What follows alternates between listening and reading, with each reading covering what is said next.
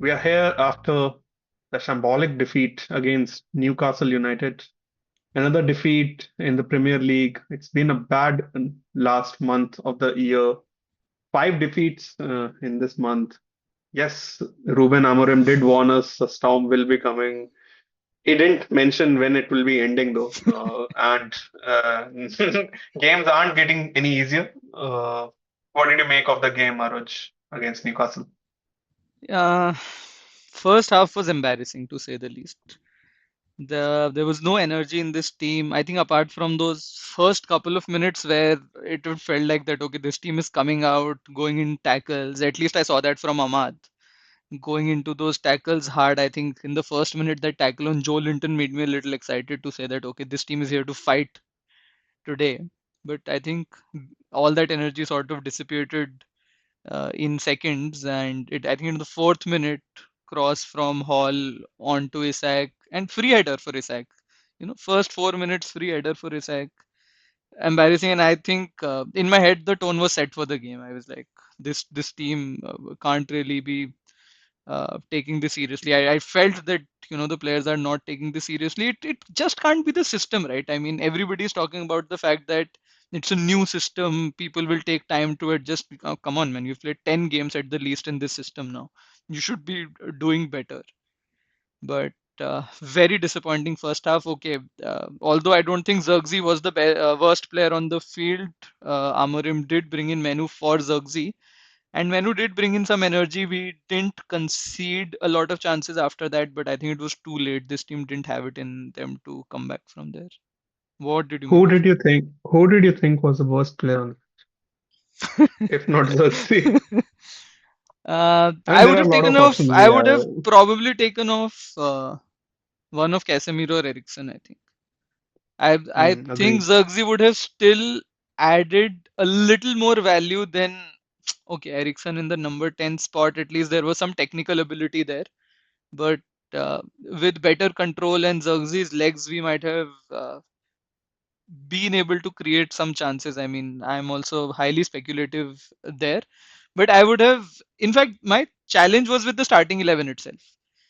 In 2024, entering into 25, you still have a pivot of Casemiro and Eriksen. I don't think that works. So whether it is rotation, whether Menu has played the last couple of games, etc., I still think Manu should have started this one. You need that energy in the midfield. So I think right from starting 11, and it was not Zirkzee for the problem, and most of the fans on Twitter and otherwise are saying, okay, Zirkzee shouldn't have started. I didn't have so much of a trouble with Zirkzee starting, but it was more with Eriksson and Casemiro pivot. But yeah, what were your thoughts in with that first half and eventual, slight resurgence in second half, not converting anything though? We never looked like winning the game. This, by the way, is the seventh time United has conceded a goal at Old Trafford in the opening 5 minutes since the beginning of 2023. Seventh time. I mean, that doesn't sit right with us. We have a great halftime record. You must know about it. That once we are leading in halftime, we haven't lost for I don't know how I many think we were years trying now. to save that record and not go in leading into the halftime. Yeah, I mean, you cannot lose that record unless unless and until you're leading at halftime. But this is very symbolic. I mean, you are coming back from defeats. Players should be taking more responsibility now. Yeah, you're bang on when you say that it's not about the system. No, this is about the pride of the shirt, which we are not seeing enough from the players. Irrespective of who the starting 11 are, if they are part of the squad, they should be strong enough to, show their spirit in these games like this. We went to see the game against Newcastle. We did, in that game also we went behind one goal, but yeah, the Yeah. spirit of Old Trafford was there. We That eventually game won was that game prime Ole 4-1. ball, right? That game was prime Ole ball. It was I remember we discussing that what is even this Pereira and Lingard, but they were just Hmm, energetic on the field, right? They would bring in some definitely. energy. They would press and win the ball at the right places, and then we great at counter attacking under Ole. But yeah, I understand a little bit where Amorim comes from in terms of, that, I will not tweak my system. If I tweak my system, my idea goes away, and I was hired for that idea and whatever. But okay, two questions to you, and the first one is related to this. Do you think it's time for Amorim to get pragmatic, change the system, get some results in the short term, and maybe try to get a clean slate in summer, and then position some of this new system, etc.? No, I really don't think it's fine. First of all, I don't know what pragmatic. If you are talking about going full defensive, I don't think in his system when we are playing two wing backs, there is a possibility of us having five at the back, which is quite No, we are playing five at the conservative back. in my The yeah. Dallo and So which Masraoui. No, here pragmatism is more to say that you play a system which suits these players a little more. So if you don't have the right players for this system, at least play a system which suits these players a little more. If this team can counter attack better, maybe you absorb, and especially now the games against Liverpool and Arsenal, do you absorb the pressure a little more and go for the counter attack? Try to scrape through in the FA Cup. Try to at least get a point away at Anfield. Is what my thought process is.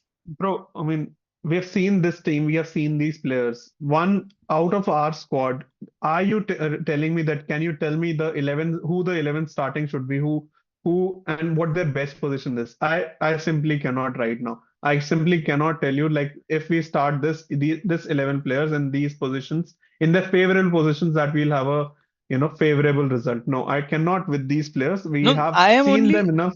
I am only going back to Ruud van Nistelrooy's 4 games.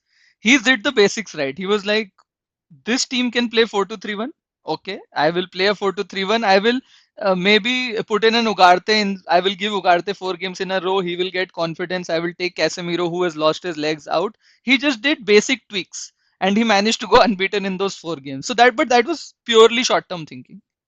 That I don't think those four games were a good sample size. I mean, the only tough game in those four games was Chelsea, Chelsea, we drew that. in Yeah. which we scraped a I draw. think the only Other beneficiary two of those games four were games was Ruud van Nistelrooy. He beat Leicester twice, got that job. got that job, and like we're seeing how Leicester are also doing after his first win. They also haven't been doing brilliantly. They have been Yeah. conceding a lot of goals. It will be a So miracle no, if he's able to ensure that they don't get relegated. I really hope that for him, but I also hope that Ipswich also survives the relegation. I also hope that United survives the relegation as our form is right now. Like to be very honest, I I think we was are. I was telling you that, if things go this way, we are heading towards relegation just as the match was going on, and then Amorim was asked this question, and he No, said no, it could be on you, and he's not even being positive about it, which is funny. no. I don't for one second believe we'll be relegation order. Yeah, No, come I to think of still it, think next game is against Liverpool at Anfield. In all likelihood, we are losing that game. We we are. don't know that. I'm saying in all likelihood. I'm saying We don't know that. We what was the last Premier League game which we won? We won against City away, City. yeah. We were losing till what 85th, 88th minute. But City were in a bad place. This Arne Bro, Slot's Liverpool is we were not. we were losing till 88 minutes. We performed miracles against this Liverpool team last year as well. We beat them in FA Cup at 4-3, man. We drew in the Premier League as well. They couldn't beat us last year. I, I one thing which is very consistent about United is they're supremely inconsistent. They'll show you the best performance against City, Arsenal, and then they'll lose against Nottingham Forest.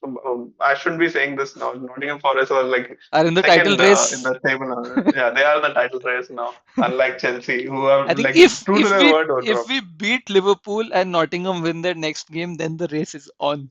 We are back into the 60s and early 70s or whatever Yeah, when yeah. Liverpool and Nottingham were fighting. Arsenal are also in the race, by the way. Yeah, yeah, yeah. Arsenal Arsenal, have gained form at the right time, so I think they are on. Yeah. yeah, yeah.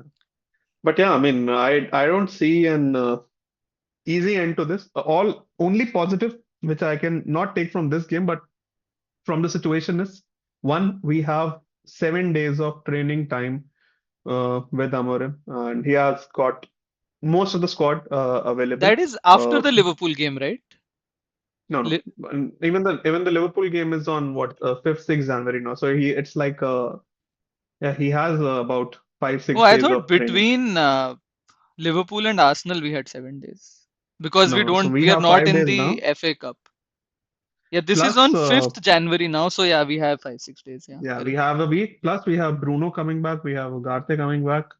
So we will have most probably our starting 11 sorted in a week or so, without Yeah, any suspensions. Of course, Mount and all are injured, but still, I think there is enough time for him to compose a plan for Liverpool to eke out a result from there. Because Liverpool have been in flying form. They've been scoring yeah. goals for fun. They've been defending well also. Their midfield is been has been brilliant. Back and everyone. Curtis Jones has been good. Salah is in the prime form of his life. Salah is You know, flying, man. I think he has some yeah, 52 goal involvements in the year. yeah, I think best yeah. season he has ever had. And come to think, people were saying he's past his prime and all.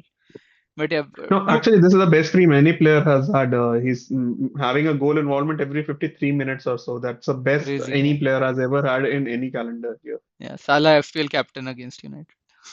Mm. No, I brought in, okay, later, but I brought in Haaland. I brought back Haaland. But yeah, let's Instead of see how Salah. that goes. Yeah, no, no, not instead of Huh, Salah. okay. Okay. Makes sense. Mm, Makes sense. Cool. So yeah. hopefully we can eke out a result against Liverpool, and this is what we had to talk about for the game against Newcastle.